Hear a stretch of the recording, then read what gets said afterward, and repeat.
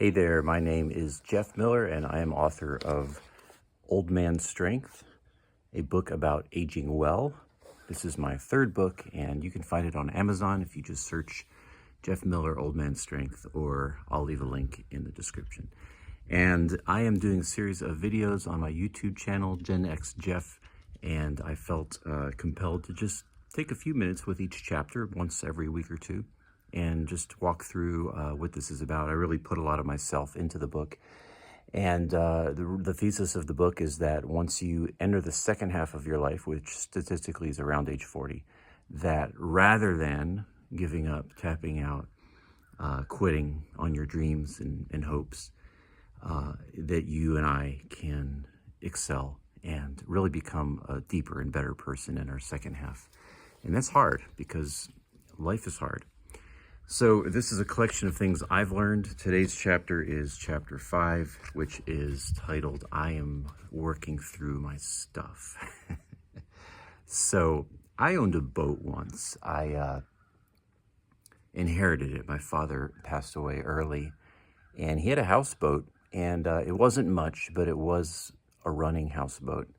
So my plan, because I'm not a sailor, was to get it cleaned up, fixed, and sell, and basically dump it in the responsibility that owning a houseboat would entail.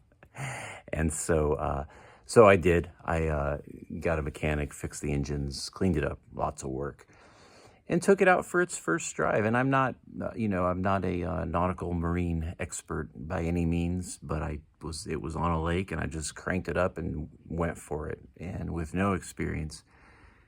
And at one particular point, it was a 2-story houseboat. It was quite large, and I did a circle, and I was going pretty fast. It had twin V8s, and then I came around and I hit my own wake, and I nearly flew out of the boat, because a boat creates a wake behind it, and you're supposed to be considerate, I've learned, to other people on the lake and your own self, but I didn't know that. So I spun around and drove right through my own wake, and that boat looked like, a dune buggy.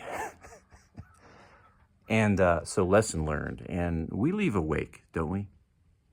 Life goes on, you're 15, 20, 25, 30 even, and you kind of think you're invincible and maybe aren't, don't have much of a wake behind you. But, life has a way of showing us. Maybe if you have some good friends, they've helped you understand this. Maybe if you have some enemies, they've helped you understand the things about you that are hurting others.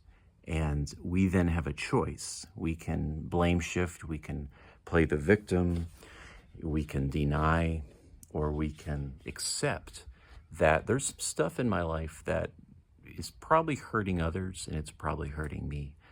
And, a real tragedy is that some people become 30, 40, 50, 60, 70, 80, and they never really deal with those things. And, nothing really ever changes. We all have beautiful things about us, but we also have a shadow side, and that shadow side can really hurt us. So the challenge in life is to go deep and begin to redeem those parts of myself that aren't good.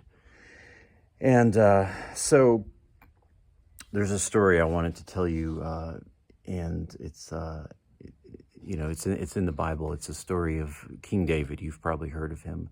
It's really interesting when you start looking at the details of what the Bible says about people. And the guy before David was named Saul. He was a king. He was a very bad king. And when it was time for him to accept the coronation as king, it says that Saul hid behind the baggage. Little interesting note, one of those little phrases you see and you don't think much of. Well, they drug him out and made him king, and he messed up really bad and died. King David comes along and becomes king. And it's interesting, just one of the things that happened to him a few years before coming king is he was on the battle line visiting his brothers and heard the taunts of the Philistine champion Goliath, a man that everyone was scared of. And the Bible has a very interesting phrase right there when David goes to fight Goliath. It says, David left the baggage and went to the battle. And if you just think about it, you have two people. It's quite a contrast, isn't it? One guy is called to something great and hides behind his baggage, while another one leaves the baggage and walks into something great that became a story that most of us have probably heard. David defeats the giant.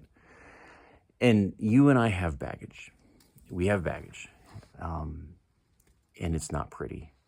And so instead of running from it, instead of justifying it or explaining it away, or drinking it away, or eating it away, or all the compulsions we would do, the challenge is, let's deal with it.